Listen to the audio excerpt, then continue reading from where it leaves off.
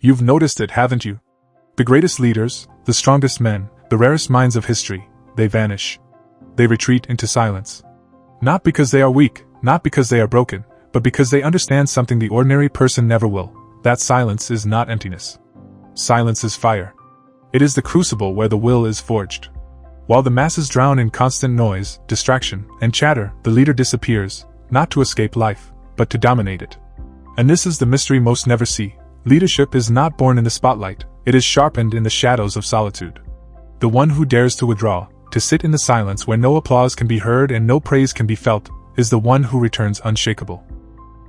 Look at the modern world, endless notifications, meaningless conversations, shallow entertainment.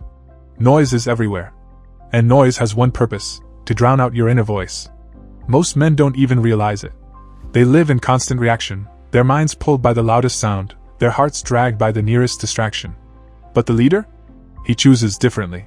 He disappears, because he knows that power does not grow where the ground is crowded with voices. Power grows where there is stillness, where he can hear his own thoughts sharpen into weapons, where he can strip away illusions and face himself without masks. Silence terrifies the weak, but it empowers the great. When you enter silence, something happens. At first, you feel restless. Your mind screams for stimulation. You reach for your phone, your habits, your comforts. But the leader pushes past that pain.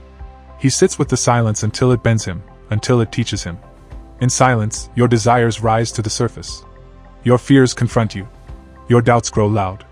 And this is the training. If you can master your inner voices in solitude, no crowd can ever master you. If you can stare into the abyss of silence and not run, then you can stare into the chaos of the world and not flinch. Silence is not retreat, it is resistance.